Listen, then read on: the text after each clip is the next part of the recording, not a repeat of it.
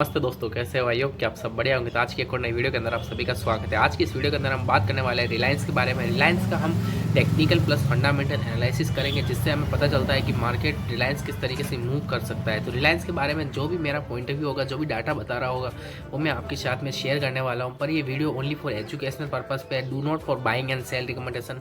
जो चार्ट पे पैटर्न बन रहा होगा और जो फंडामेंटल स्टडी जो चीज़ें मैं देखता हूँ मार्केट के अंदर, वो मैं सब आपके साथ में शेयर करने वाला हूं। तो आप इस वीडियो को लास्ट तक जरूर बनी रहिएगा। तो चलो इस वीडियो का अपन स्टार्ट करते हैं। तो जैसा कि हमको फंडामेंटल स्टडी करनी है रिलायंस की, तो हमको सबसे पहले कोई एक ऐसे सॉफ्टवेयर पर आना पड़ेगा जहां पर डाटा अवेलेबल हो, जहां से हम फंडामेंटल स्टडी कर सकें। तो जैसे कि प्लेटफॉर्म होते हैं, जैसे यहाँ पर मैंने एक टिकट टेप लगा रखा है प्लस एक स्कैनएक्स लगा रखा है। तो यहाँ से जाके आप फंडामेंटल स्टडी कर सकते हो। दोनों में अलग अलग चीज़ें मैं देखता हूँ। तो ये एक सिंपल सा डैशबोर्ड है, तो जहाँ पे आप आके यहाँ पर आराम से स्टडी कर सकते हो। यहाँ पर आपको सभी कंपनी के बारे में देखने को मिल जाएगा। यहाँ पर आप सर्च बॉक्स में नाम लिखो, वो कंपनी आपके सामने आएगी, तो आप ओपन कर सकते हो। जैसे मैंने रिलायंस इंडस्ट्री को पहले ही यहाँ पर ओपन कर रखा है। तो रिलायंस इंडस्ट्री का मार्केट कैप कितना है, सबसे पहले ये वीडियो थोड़ी बड़ी हो सकती है, पर डिटेल के अंदर हम बात करेंगे, ठीक है। और मैंने ये सीरीज़ लॉन्च करी है, हम सभी कंपनी के बारे में डिटेल में बात करने वाले हैं। अभी हमारा निफ्टी 50 ऑल कंपनी के बारे में हम रिसर्च करेंगे और बताएंगे कि किस तरीके से परफॉर्मेंस आने वाले टाइम के अंदर हो सकता है, या फिर क्या डाटा बता रहा है। तो हम डाटा के बेस पे है, पर this video is only for educational purpose. जैसे कि रिलायंस का मार्केट कैप कितना है, देखो अगर आप बिगनर हो तो ये वीडियो आपके लिए नहीं है, एडवांस लेवल पे है। जैसे कि रिलायंस का शेयर प्राइस चल रहा है अभी 1260 का, और मार्केट कैप है इसका 16,79,165 करोड़ का है। यहाँ पे CR लिखा हुआ है, करोड़ का है। बुक वैल्यू कि रिलायंस की बुक के अंदर वैल्यू कितनी है, तो रिलायंस के बुक के अंदर वैल्यू है 1177। इसका PE रेशो चल रहा है 24 का, और सेक्टर PE 16 का। मतलब सेक्टर PE से PE इसका हाई है, समझ रहे हो। तो ठीक है। बाकी ROC रिटर्न है इसका 8% के समथिंग रिटर्न दे देता है। और वीकली हाई इसने 1201 का लगाया हुआ है, और क्या वीकली लो 1201 का लगाया हुआ है, और वीकली हाई इसने 1600 का लगाया है। तो अभी ये अपने लो के पास में है। क्या पे है? लो के पास में। इसका PB रेशो चल रहा है 2.505, और PB सेक्टर है 1.21, और ROC है आपके कैपिटल के ऊपर जो रिटर्न मिलता है वो 9.41% का मिल रहा है। बाकी डिविडेंड यील्ड है 0.14 का। और बाकी क्या काम करती है, रिफाइनरी सेक्टर के अंदर है। इंडस्ट्री कौन सी है, सेक्टर कौन सा है, ये यहाँ पे लिखा हुआ है, ठीक है। नीचे आप आओगे तो यहाँ पर आपको डाटा देखने को मिलेगा। मेन चीज़ यहाँ से स्टार्ट होती है, जैसे फाइनेंशियली रिजल्ट क्या है इसका। अब यहाँ पर आप क्वार्टरली देखना चाहते हो तो क्वार्टरली देख सकते हो, बाकी एनुअली देखना चाहते हो तो एनुअल पे क्लिक करो, एनुअली डाटा आपके सामने आ जाएगा। देखो हमको सबसे पहले तो रेवेन्यू देखना है भैया। जो रेवेन्यू है, कंपनी प्रोडक्ट अपना बेच रही या नहीं बेच रही है। रेवेन्यू हमेशा ग्रोथ मोड के अंदर होना चाहिए। तो आप कम से कम मिनिमम 3 साल का रेवेन्यू देखना चाहिए। अपन 21 से देखते हैं, 21 में इसने 2,60,000 करोड़ का माल बेचा है। फिर 4,37 लाख करोड़ का माल बेचा है। 2023 में 5,55 करोड़ का माल बेचा है। और 2024 में जो अभी रनिंग चल रहा है, ये मार्च तक गिनाएगा, तो इसके अंदर ये 5,46 का, मतलब अप्रोक्सली इससे ज़्यादा बेच रही है। अभी 2 महीने और पड़े हैं, 2-3 महीने। और इसका जो नेट प्रॉफिट, अगर माल बेच रही है तो सस्ते में तो नहीं बेच रही है कंपनी, पैसा तो कमा रही है, नहीं कमा रही है। तो ये हमको नेट प्रॉफिट से दिखता है। नेट प्रॉफिट बढ़ रहा है या नहीं बढ़ रहा है। 2021 में 31 था, 2022 में 39 हुआ, फिर 43 हुआ, और 14, मतलब पैसा भी कमा रही है कंपनी, ऐसी कोई दिक्कत की बात है नहीं। अब हम देखते हैं कि भैया एसेट्स बढ़ रही है नहीं बढ़ रही है। तो एसेट्स भी इसकी अच्छी खासी बढ़ती हुई दिख रही है अपने को। 8 लाख, 9 लाख, 9,60,000 अप्रोक्सली एसेट्स भी इसकी बढ़ती हुई देखने को अपने को दिख रही है। और इसकी लाइबिलिटी क्या है, तो लाइबिलिटी मैं इस पर देखना पसंद करता हूँ, क्योंकि इसमें फाइनेंशियली डाटा अच्छा देखने को मिलता है। आप जैसे कि इसकी लाइबिलिटी, टोटल लाइबिलिटी है इसकी कंपनी की 8,29,260 करोड़ की लाइबिलिटी है कंपनी के ऊपर। और इसकी एसेट्स है 17,55,000, मतलब अप्रोक्सली आधी होनी चाहिए। अपनी एसेट्स की आधी लाइबिलिटी होनी चाहिए। तो एसेट्स की आधी लाइबिलिटी ही है कंपनी के पास, तो इतना कोई डरने की बात नहीं है। यहाँ पर इनकम में आपको जैसे टोटल रेवेन्यू है, तो वो कोई रेवेन्यू जैसे मैंने वहाँ पर आपने दिखाया था, पर इसमें थोड़ा क्लियरिटी से दिखता है, उसमें इतना क्लियरिटी से नहीं दिखता है डाटा। तो यहाँ पर आपको साफ देखने को मिल जाता है भैया इतना कमाया है। और इसका कैश फ्लो प्लस में होना चाहिए, कंपनी का पैसा होना चाहिए पड़ा हुआ। जैसे 2023 में माइनस में गई थी, पर अभी प्लस में 5,900 करोड़ रुपये इसके पास में पड़े हैं। तो दिस इज़ बेस्ट। अब अपन यहाँ पर आए हैं, तो यहाँ पर मैं ये डाटा देखने के लिए आता हूँ। टिकट टेप का इस्तेमाल मैं अधिकतर ये डाटा देखने के लिए ही करता हूँ, क्योंकि मेरे को ईजी रहता है। और मैं इसका इस्तेमाल करता हूँ कि भैया बुक वैल्यू क्या चल रही है, बुक वैल्यू जैसे इसमें क्या चार्ज लगता है, और इसमें क्या मेरे पास धन का अकाउंट है, तो ये मेरे को फ्री में एक्सेस मिल जाता है। तो मैं ये छोटी मोटी चीज़ें देख सकता हूँ इसमें, इसलिए मैं इसका यूज़ भी करता हूँ, उसका भी करता हूँ। प्लस प्रमोटर होल्डिंग देखना ज़रूरी है। अगर प्रमोटर होल्डिंग 50% से कम है तो कंपनी के मालिक को अपनी कंपनी पे विश्वास नहीं होता है, ऐसा कहते हैं। तो इसलिए प्रमोटर होल्डिंग अप्रोक्सीमेटली 50% से ऊपर होना चाहिए। सही है। फिर इसकी पीयर कंप्रोमाइजेशन को भी देखना ज़रूरी है कि भैया मार्केट कैप कितना है, दूसरी इनके कॉम्पिटिटर कौन है, कॉम्पिटिटर का आगे चल के क्या हो सकता है, कि क्या पता रिलायंस को पीछे छोड़ दे इनमें से कोई कंपनी, ऐसा भी हो सकता है अवश्य। तो हमको इन कंपनी के बारे में भी रिसर्च करनी पड़ती है। पर आज के तारीख में सबसे बड़ा मार्केट कैप रिलायंस का है, उसके बाद आता है इंडियन ऑयल कॉरपोरेशन का। तो अब इंडियन ऑयल कॉरपोरेशन को भी हमको देखना चाहिए, क्योंकि इसकी जो LTP है वो 134 की चल रही है। तो ये किसी हम दूसरी वीडियो के अंदर हम बात करेंगे इसका क्या चल रहा है। तो आप चैनल पर नए हो सब्सक्राइब कीजिए, जिससे आपको ये वीडियो आने वाले टाइम में छूटे नहीं।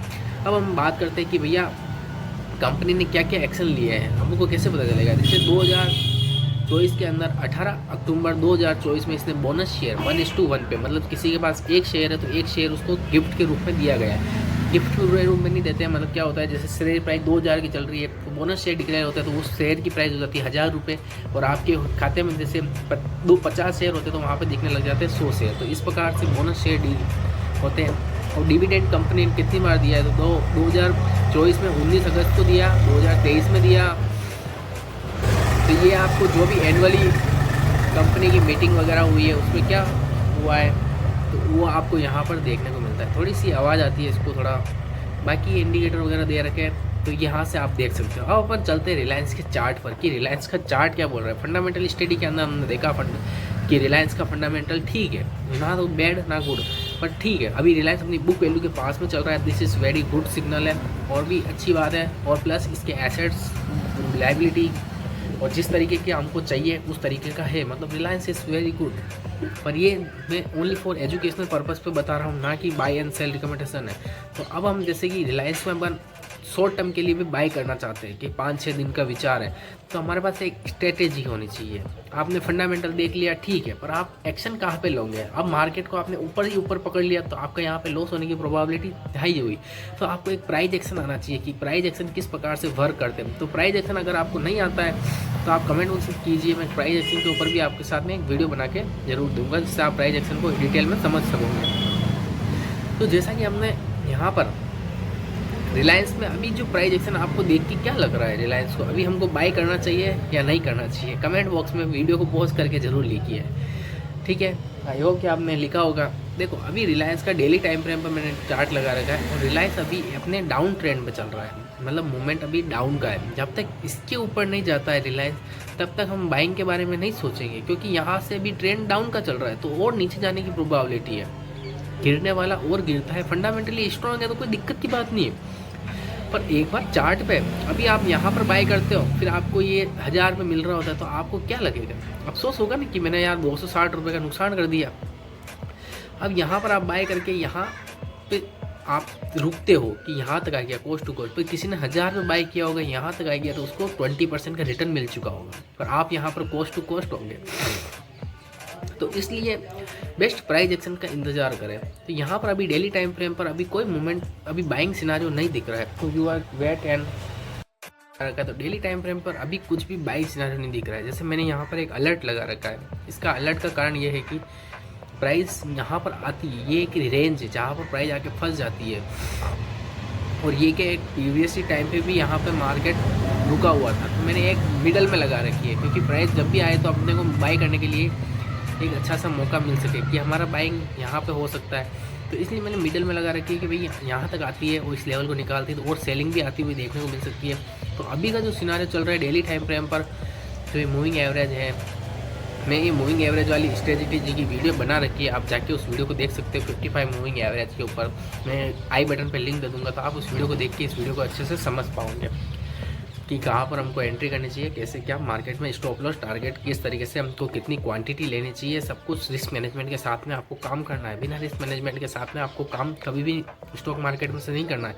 आपको पता होना चाहिए कि एंट्री लेने से पहले आपको कितने का लॉस हो सकता है। समझ रहे हो, आपके कंट्रोल में आपका लॉस है, ना कि प्रॉफिट। प्रॉफिट आपके कंट्रोल में कभी भी नहीं है, आपके कंट्रोल में आपका लॉस है। आप कहाँ पर एग्जिट कर सकते हो ये आपको पता होना चाहिए कि भाई हम इतना लॉस ले सकते हैं, बियर कर सकते हैं, तो ही एंट्री लेनी। नहीं कर पाओ तो नो एंट्री। जैसे कि आप डेली टाइम फ्रेम पर नहीं मिल रहा है तो वीकली टाइम फ्रेम देखो, तो वीकली टाइम फ्रेम पर भी हमको ऐसा कुछ देखने को नहीं मिल रहा है। यहाँ पर एक अच्छी सी एक रेंज है, इसका यहाँ पर एक सपोर्ट रेंज बनती हुई आती है 1200 के पास में। हो सकता है कि 1200 से रिवर्स जाने की प्रोबेबिलिटी हो, क्योंकि यहाँ पर ये रेंज है। जैसे कि आपको यहाँ से मैं समझाता हूँ कि भाई जब प्राइस इस बॉक्स के अंदर एंट्री करता है तो बार बार यहाँ पर जाके रिवर्स कर रहा है। तो यहाँ पे क्या था, पहले रेजिस्टेंस का काम कर रहा था, अब ये रेजिस्टेंस यहाँ पर सपोर्ट का काम कर रहा है। किसका काम कर रहा है? सपोर्ट का काम कर रहा है। सपोर्ट का काम कर रहा है ना। तो एक बार एक पैटर्न बना दो। अभी जैसे प्राइस नीचे की तरफ आई, यहाँ से एक पुल बैक, एक छोटा सा डाउन और आ सकता है, फिर ऊपर की तरफ जाता हुआ दिखता है, तो यहाँ से एक अच्छा मोमेंटम आपको देखने को मिल सकता है। भाई मंथली टाइम फ्रेम पे आओ तो आपको बेस्ट सिनारियो दिख रहा है। स्ट्रेटेजी का मैंने अंदर समझा रखा है, आप उस वीडियो को जाके देखो कि किस तरीके से मूवमेंट करता हुआ हमको देखने को मिल सकता है।